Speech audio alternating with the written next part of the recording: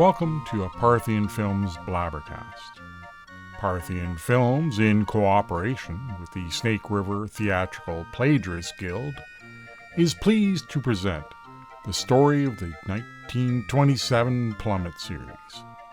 This tale is a part of the yet-to-be-released third installment of your Snake River Skirr travel guidebook.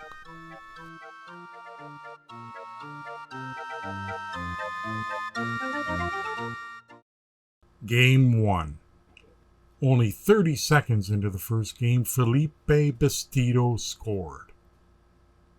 A little over 5 minutes later, Fenderson scored to make it a 2-goal advantage for the Dominion. The crowd sat back and settled into a collectively smug attitude. Little did anyone know that the Clowns started the game one player down. Their starting goalie got stuck in the dressing room. Literally. The 8'6" tall Ephraim Schmeltz got lodged in the doorway of the dressing room. Once freed from the trap, he entered the goal crease, and now the games were truly on. The goalie played like a man he was, a giant in the nets. Throughout the series, the goalie stonewalled the Dominion team.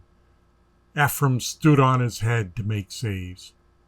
This acrobatic method was most unfamiliar to the Dominion squad. The Dominion sharpshooter Felipe Bastido noted, "It would be most off-putting. When you came to shoot the puck, you'd look up at the net, and you'd see an opening, and there he'd be, standing on his head. It was difficult to orient yourself to an upside-down goaltender. Had a lesser man been between the new Minsk pipes, our hometown heroes may have lived up to expectations. But like we say in Snake River, if and buts were candies and nuts, we'd all have a very fine Christmas." About halfway through the period, the Clowns found their legs. The ice was a little softer, and it established some ruts. They were becoming accustomed to the coal house ice. The team became more confident in their plan. They played as a team. They were constantly on the move. And there was those crazy sticks. They were so long, the puck built up a lot of speed compared to a regulation Snake River hockey stick. The long blades were tough to manipulate in close quarters, but once free to let go a shot, the puck screamed towards the net.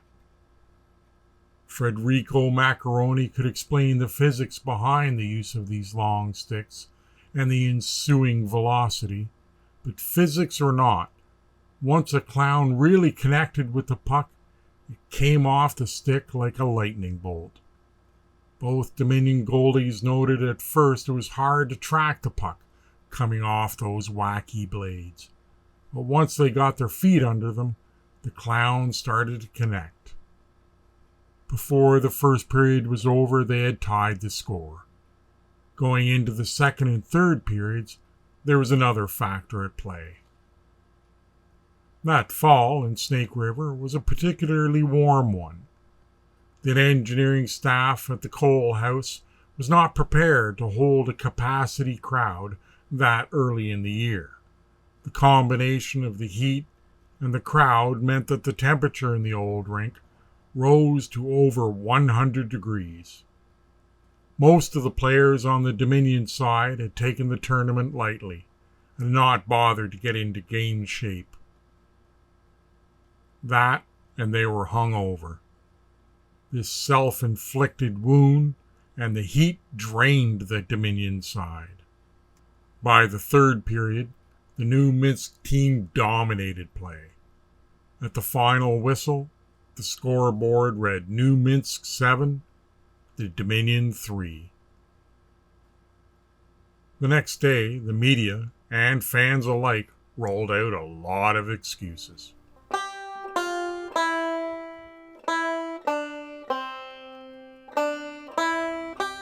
Game 2. In Game 2, Hawkingsworth hired new referees. During the first period, the Dominion side established a mean-spirited, close-checking game, one sanctioned by these new referees. The Dominion team won the game 4-1. Our village was once again overrun by smug. The Clowns complained about the refs, and the original officiating team was brought back. Game 3.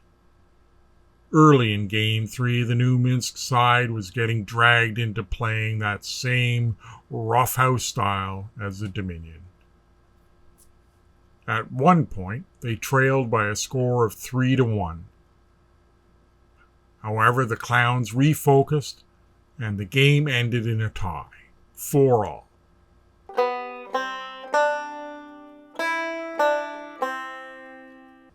Game 4. Game 4 was a disaster for the Dominion team. As the series went on, the New Minsk team were beginning to see their style was bearing fruit. The team had modeled its game on two others, namely polo and chess. In the game of polo, communication was the key to success. The New Minsk team was constantly chattering, barking out plays and strategy during the play. Compared to the Dominion side, they were a well-oiled machine. The Dominion team is just well-oiled. They were out of shape, and the pre-game beers did not help their cause. The New Minsk side approached the game as if it were a chess match. They always looked 2 moves ahead. The Dominion side used a barroom brawl as their template. In other words, anarchy. The style was exemplified in the play of Dominion forward Gold Tooth McGrim. In Game 4, the Hellion on skates took 2 penalties. The Clowns scored on both power plays. Game 4 ended up in a 5-3 victory for the Clowns from New Minsk. The Snake River crowd was shocked and angered by what they saw. An angry crowd. If you have not figured it out by now, I will remind you, Snake Riverians are most passionate about the game of hockey.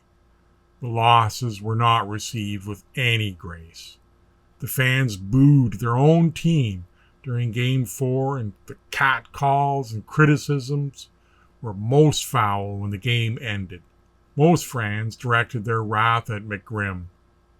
They stood up and shook their fists at the Dominion team, and all but a few were in a wrathful mood. In amongst the crowd, in a most favorable seat, were the bootlegger Purvis Spikes and his adopted son, Ba. Ba had his head down, and he cried. The bootlegger rubbed his back. Felipe Bastido was the last man on the ice. He skated off under a hail of boo birds. Looking into the crowd, he noticed the young man. Ba was crying, so Felipe skated over to the boards and spoke to the waif. "I can see you're disappointed, Ba. Me too. We are trying our best. I can't believe we're getting booed in our own arena. We don't need to play this game. We don't need any plums. We only came here for one reason.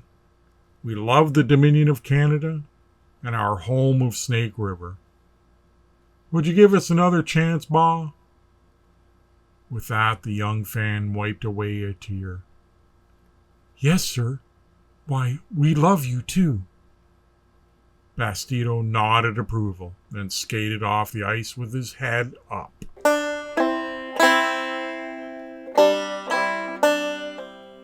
Now this is war. The series was put on hold for a week while both teams traveled to New Minsk. The Waif, Spikes, and about 30 Snake Riverian fans made the trek to New Minsk. The rink was outdoors. The seating was made from ice. The crowd wore wild apparel. Vivid colors with military themes dominated the audience.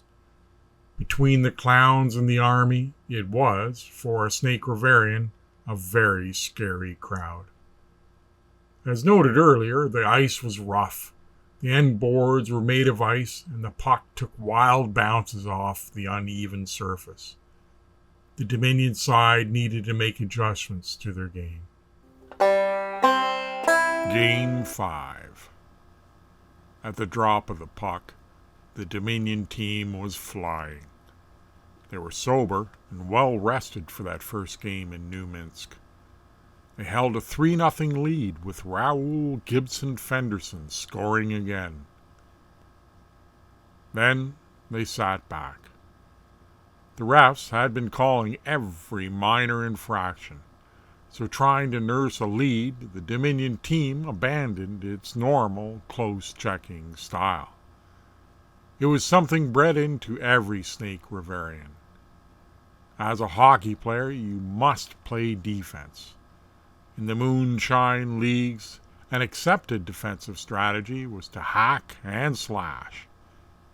With a mind to the whistle-happy refs, the rough-and-tumble tool was not available. In the final minutes of the game, the Clowns finally relaxed and played like they were at home. They came back and beat the Dominion side 5-4. The hometown Minsk crowd sang and danced. Now the Dominion team had its back to the wall. The Clowns led the series 3-1 with one tie. One more loss and the Clowns would win the series. It was a long, desperate night in New Minsk. Desperate times call for desperate measures. Coach Elliott felt like the team needed an emotional inspiration, and he could think of no better icon of inspiration than the waif. Game 6. Purvis held the door open to the Dominion dressing room, and the waif went in. To the young hockey fan, it was like entering the home of royalty. 2 steps in, he realized he had forgotten to take off his hat. That move was a spasm in an otherwise quiet entry. Once he got his hat in his hands, it was the smell that hit him first. It reeked of the worst of man. Booze, cigarettes, sweat, and defeat. Filippo welcomed the young lad and his escort. "Come here there, pal. Good to see you again. Mr. Spikes, how are you?" Filippo was using his stick to guide the pair to a spot out in front of the players. A smiling corn roller also waved the boy and the bootlegger to a specific spot. Filippo hushed his teammates. "Now we've heard you have something to say to the team. So you just go ahead there, feller. That's a good spot where we can all hear you." The waif blushed and said nothing. The larger-than-life player teased the starstruck kid. "What you got, then? You got a secret uniform with rockets in it?" Spikes prodded the young lad. "Come on there, boy. These fellers got some work ahead of them. They can't wait for us." The waif sparked up. Oh no, sir. I ain't got no rocket for you." A number present chuckled, and the waif relaxed. "Well, sir, that's it. You can't get any better. You are the best, and to me, you'll always be the best. It's a funny game. Mr. Huguet on the radio, he says some nights you get the bounces, and some nights you don't. Well, shucks, sir, if I had anything to say, it's just play the game as you do. There ain't no shame in that. We're all so proud of you, and I promise to always be proud of you. That is, if you're all trying so hard." With that, the waif just about exploded. He went to kick the floor with his boot and stumbled. Most everyone laughed, and the kid included. Well, that's some good advice there, kid. We'll take it to heart. The player took off his glove to shake hands. Are you sure you don't have any secret rockets with you? Once again, the waif blushed as red as an apple. And Mr. Spikes? Nope, I ain't got no rocket, but I got the fuel. He held up a case of bottles he had carried in. Everyone in the room howled. Well, I just thought you boys are on the road and all. You may like a taste of home. It's my basic corn mash, but I brewed it up just for you fellers. Watch it now. Yeah, it has quite a kick. Filippo thanked the bootlegger. To the taste of home, eh? John Rattlehead stood and grabbed the box of liquor. We know what we can do with that, eh, boys? The waif walked out of that smelly dress room on a cloud. He didn't say a word for almost an hour. For almost an hour, he did nothing but smile. With Spike's corn mash on hand, the team got roaring drunk. The referees for the game were badder and worse, and for the fans of the Dominion side, they lived up to their names. The Dominion side was called for 31 minutes of penalties, and the Clowns just 4. Any non-biased fan say the game was called just about right. The Dominion side played mean. They hacked and slashed at every opportunity. One blow in particular, delivered by Robbie Snark, broke the ankle of Ivan Schmeltz. On that slash, the tide turned. The Dominion team won the game 3-2. Fenderson netted a game-winning goal on a long slap shot.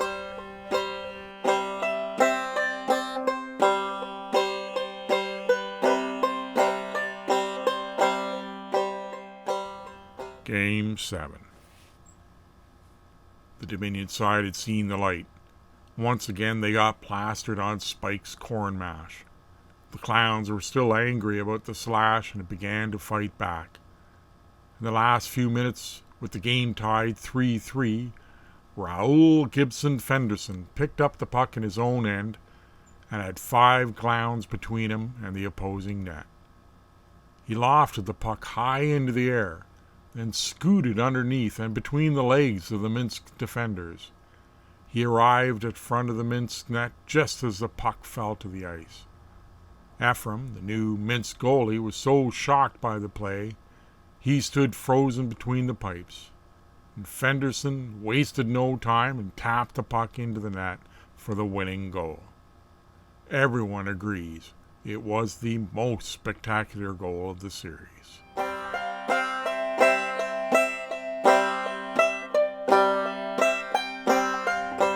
Game 8. Now the series was tied. Each team had won 3 games, and there was that one tie. The winner of this game would be declared champ. Needless to say, there was a lot at stake for both sides.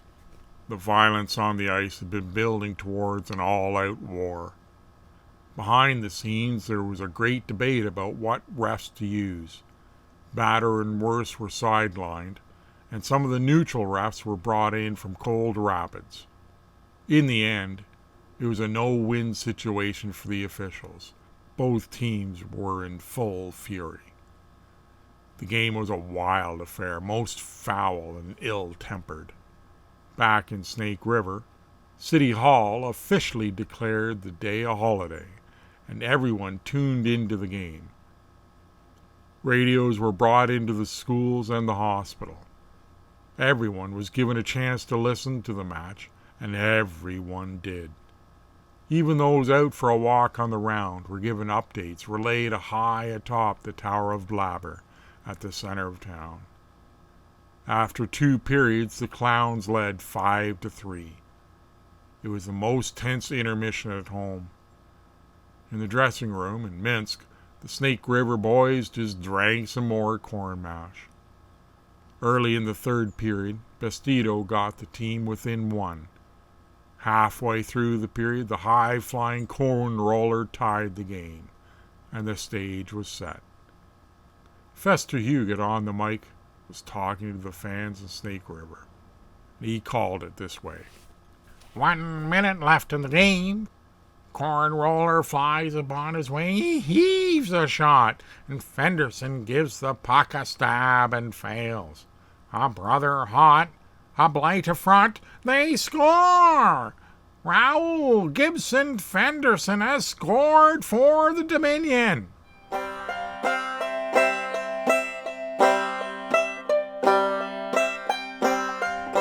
It was a call no Snake Riverian shall ever forget. The aftermath. When the final whistle blew and Fester Huguet announced the end of the game, Snake Riverians almost lost their minds. They ran out on the street and hugged their neighbors. Most headed down to the round to celebrate. The popular band Dewey Riel and his Riel-time players took to one of the outdoor stages, and this common area turned into a giant dance floor. They drank, laughed, and cried together. The war was over, and our side won. The party in New Minsk. Right after that final whistle blew, the New Minsk Clowns, fans, and players expelled a breath of sinking spirits. Snake Riverians just hit the spirits harder. But in New Minsk, the Dominion team celebrated on the ice. Then the players and the fans alike made a hasty exit. The trip up north was being paid for by Pal Hawkingsworth, and he feared there may be some sort of violent retribution from the New Minsk side. Afraid or not, most of the Snake Riverian fans could not afford to miss the team wagon home, and they left with Pal. Purvis Spikes, Ba, and 7 members of the Pegagamo band stuck around. The village from New Minsk had no heart for further violence. They were on the threshold of a huge victory, and had watched it slashed away. In some real sense, this dream wind had its legs cut out from under itself. The clown team left the ice with their heads down. When they got dressed and came back onto the rink, they were greeted by a standing ovation. Every New Minsk fan, Purvis, Ba, and the 7 Picagamos, were on their feet clapping. The entire crowd headed back to the common hall in New Minsk, and there was a great feast awaiting. There was a podium set up, and Igor was asked to give the opening prayer. There was a great hush as the wounded player limped to the stage. Some ladies whimpered. He gave a solemn common prayer. Once he was done with the traditional thanks, he raised his head to face the crowd. He paused and scanned the crowd with a huge smile. He gathered a breath, then bellowed into the heavens. My name is Ivan Ichiban Schmelz, and I am the proud son of Igor. I am a proud Jew, and I love my big nose. The crowd cheered, and Ivan began to sing in Hebrew. Let us rejoice, let us rejoice, let us rejoice and be happy. Let us sing, let us sing, let us sing and be happy. Awake, awake, my brothers, with a happy heart. Everyone who knew the song sang along. When the singing was done, Ivan spoke for almost 30 minutes. It was a joyful speech. He counted his family's blessings. They were in a new land, with new opportunities. He finished speaking and staring directly at Spikes, Ba, and the 7 Picagamos. We must be happy, my brothers. It's God's wish. No matter what God you pray to, He only wants to see you enjoy His most bountiful gifts. To my friends from Snake River, and I do not use that word lightly, friends, I say thank you. Thank you for joining us at this celebration. And let me conclude by saying, just wait until next year. He gave another quick prayer, and the feasting began. It was a glorious meal. All those gathered felt joy and happiness rule their heart. In New Minsk, there was that quiet joy. In Snake River, there was a boisterous, prideful celebration. Two Snake Riverians had a more subdued accounting of the final outcome. A view from a child. After the meal was done, Spikes excused himself and his son. The bootlegger had work to do next morning. The Pegagamos decided to stay on for a few days, and they were more than welcome in New Minsk. The trip back to Snake River was cold and quiet. Sally the mule pulled the cart. GB the dog sat up front, curled up against Ba and slept. Ba was curled up against Purvis Spikes. He did not sleep. Purvis was worried about the boy. The lad had seemed so engaged throughout the short tournament. It seemed that after each game he had to talk it all out. Now he was quiet. On most days, Purvis enjoyed the lack of conversation. He figured most folks just said anything that came to their minds. He figured that tendency to flap your gums got most folks in a mess that they could not talk their way out of. Purvis made an attempt at engaging the boy. Fenderson really came out of nowhere, eh? 3 game-winning goals. The boy's reply was brief. Yes, sir, it was a surprise. Purvis then tried to talk about something other than hockey. This year I want to get in some new cedar. I like the smell of cedar burning.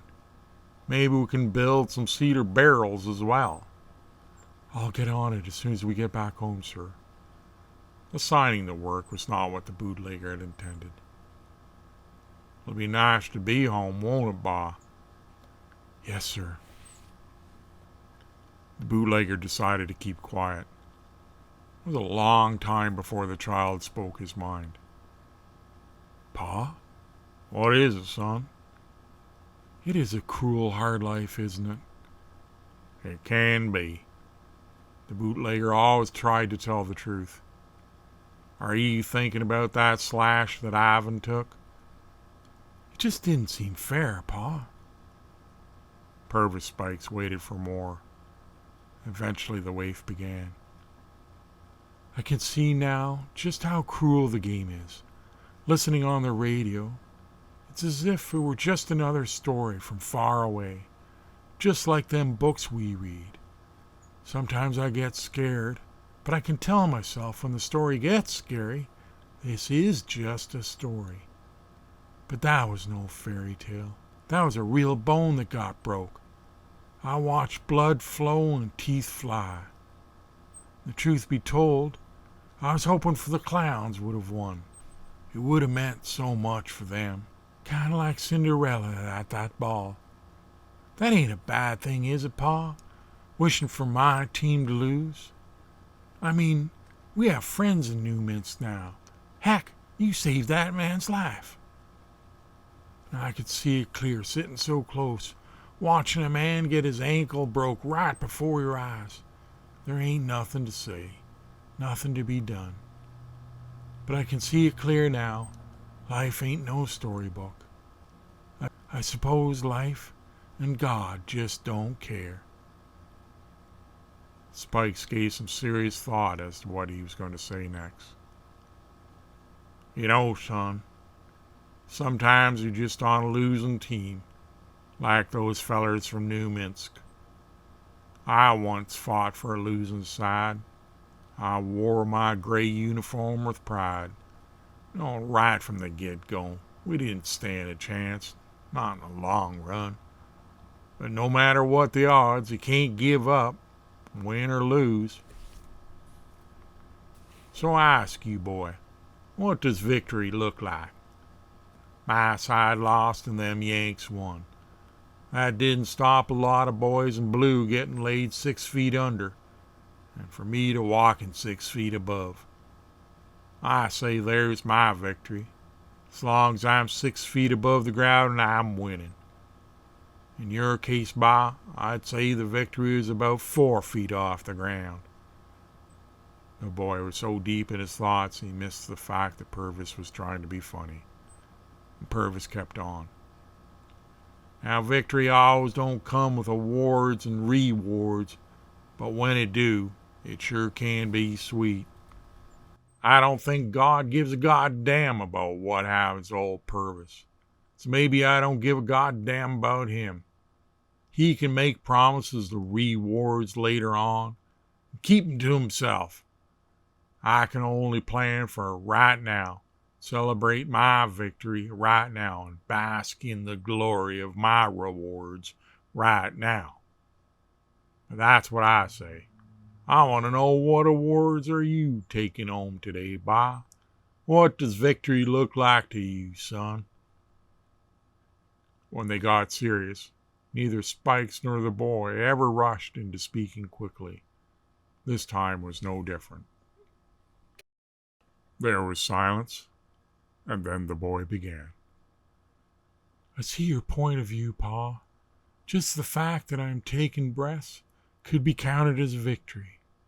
I hope you ain't offended, 'cause I can see it, but I just don't know it for sure. No offense, son. I respect you for saying so. The pair shifted uncomfortably in their seats, and GB the dog woke up. But your idea of awards and rewards did get me to thinking. I'm going home to a nice warm house where the roof don't leak. I have all the food I can eat and good clean water to drink. I got that old mule and this flea-bitten dog as friends. And the best part, the greatest reward I got is you, Pa. Spikes had to turn away. He felt his face blush. Ba didn't notice and kept talking. Now maybe some preacher man would say it was God that gave me this gift of my family. Some gypsy might say it was just in the cards. I don't know about that, but I do know this. You took me in. You feed me and you fetch me water. You built that roof over my head, Pa. It was you. So I want to thank you for all that and more. You, Purvis Spikes, are my greatest reward. Spikes felt dizzy. You're welcome there, boy. You and I, well, we just think alike. I got that old mule, Sal, who's a good friend. That old mud GB is a good boy. Spikes waited and waited. The Ba knew well enough about Purvis's tendency to tease, and Spikes laughed out loud. I'm sorry, boy. That ain't fair to poke fun. You are the best son a man could hope for. The Ba was always quick to tears, but it was Spikes that started to well up first. Luckily, GB barked and relieved any more awkward moments. Spikes welcomed the distraction. Yeah, GB, you ain't half bad yourself. He reached over the boy to pat the dog. As the bootlegger was pulling his hand away from the dog, Ba grabbed it, held on hard. With the comfort of his father's hand and his dog at his side, Ba yelled out to the empty prairie before them. And there, the finest mule in all the Dominion is my friend Sally. Father and son yelled out together. Hip, hip, Hip, hooray. hip, hooray. In the aftermath. Most noted effect of the series was felt on the ice. The influence of the new Minsk game was undeniable. Now the serious Snake Riverian hockey players got into shape. They train and keep fit all year long. They pass the puck and seek to maintain puck possession. All but the most crusty Snake Riverian fans enjoy the new skill level brought to the game by the new Minsk Clowns. Off the ice there began a great debate in the boardrooms and bars across Snake River. Most Snake Riverians would agree that if Gibson Fenderson didn't score those 3 biggest goals in Snake River hockey history, he at least got the one most important goal. Were these goals enough to get him to the Hall of Fame? The debate still rages. The other result of the series was more private. The first time after the series, when Ba and Purvis went to Poundmaker's feed and seed, Old Crow noticed a change. He saw right away Purvis and Ba were truly and deeply happy. The next time the bootleggers came to Poundmakers, it was October 9th. When they entered the office, Old Crow was smiling up a crooked smile. Spike sensed something was up. You look like you just got away with something. Now we'll see if I did. Old Crow could not contain himself. He knelt down to Ba's height. Ba, do you know what day it is? It's October 9th, sir. And what else? It is a Tuesday. The boy was confused, and the Old Crow laughed from a deep place within himself. Well, Ba, you're correct on both accounts. But there's more to this day than you may realize. I did some checking around, and sure enough, today's your birthday. Ba was shocked. How did you... The sisters never knew. Today, you say? Yes, sir. And do you want to hear something else even more fantastic? The boy had no idea what could be better. Did you know your pa was also born this day? The Ba looked up at Spikes. Really, Pa? The same day? When the boy looked up to his pa, this gave Old Crow a chance to wink at the bootlegger. Spikes was actually born July 5th. Sure enough, boy, it was about 200 years ago, and I ain't celebrated in a long time, but it looks like we share this day. Gee willikers, was all the boy could say. Spikes patted Ba on his head. Well, happy birthday there, Ba. The boy was still in a state of shock. Spikes and Old Crow shared a smile. And Old Crow spoke again to the boy. Now, is there something you have to say to your father there, Ba? Oh, yes, happy birthday, Pa. It's just you and me the same birthday. Gee willikers. Well, if Old Crow says so, then that's it. The boy could not contain his joy and hugged his father. Old Crow let father and son have a moment. Now, it's just about lunchtime. If you two would come to my house, the missus has cooked up some of your favorite. Her ribs? The boy practically yelled. Well, not her ribs exactly. They came off a pig. But we got some potatoes, beans, fresh bread. You know what else we have? Ba was sheepish. A cake? Yes, sir, a cake. Chocolate, I believe. So if you two could spare the time, Mrs. and I would be most pleased to have you celebrate this day. Spikes spoke for both of them. I'd be most honored to sit and share your grace. Ba chimed in. Yes, sir, and thank you, sir. Thank you so much. So in a sense, October 9th of that year, in a post-Plum It era, father and son were born.